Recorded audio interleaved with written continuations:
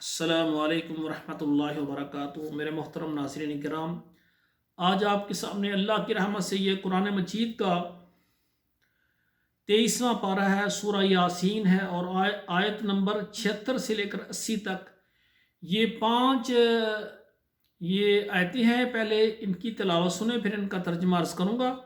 اعوذ باللہ من الشیطان الرجیم، بسم اللہ الرحمن الرحیم۔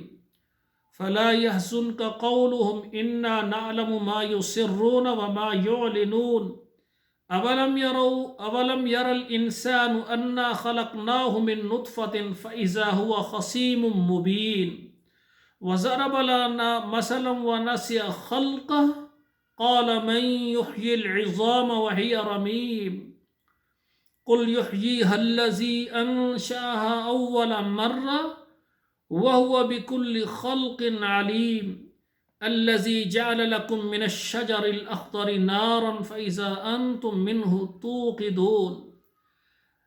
ناظرین کرام، اب ان آیتوں کا اب ترجمہ سماعت فرمائیں۔ فَلَا يَحْزُنْكَ قَوْلُهُمْ، آپ کو نہ غمگین کرے ان کی باتیں۔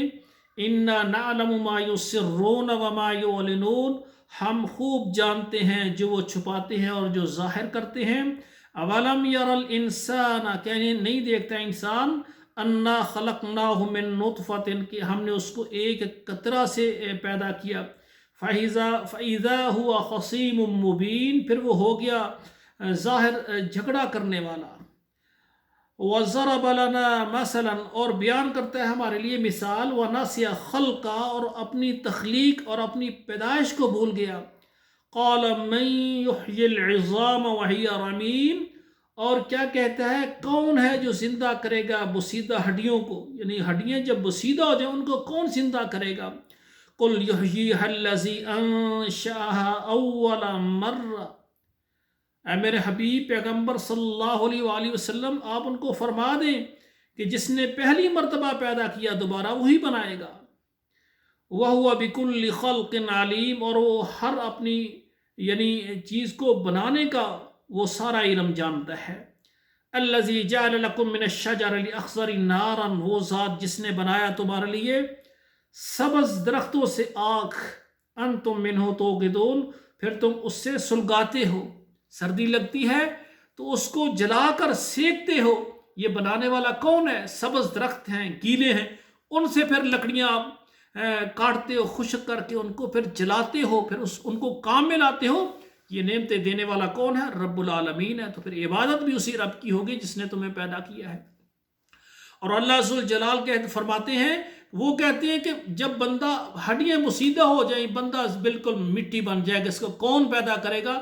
اللہ ذوالجلال فرماتے ہیں جس نے پہلے تمہیں پیدا کیا وہ دوبارہ بھی پیدا کر کے اپنے سامنے حاضر کرنے پر قادر ہے۔ تو سامعین اکرام، جو مسلمان ہوتا ہے وہ اللہ کی عبادت کرتا ہے، اللہ کے علاوہ غیر کی عبادت نہیں کرتا۔ اللہ کے فرشتے اور اللہ کے رسول، اللہ کی کتابیں اور قیامت پر اس کا یقین ہوتا ہے کہ قیامت آئے گی، ساری دنیا کو اللہ ذوالجلال ایسے ہی لمحے میں سامنے پیدا کر کے سامنے حاضر کر لے گا۔ ساری کائنات آدم علیہ السلام سے لے کے آخری بندے تک جتنے ہیں، جس طرح ایک بندے کو اللہ کہتا ہے کہ سامنے آ جا، وہ زندہ ہو کر سامنے آ جائے گا۔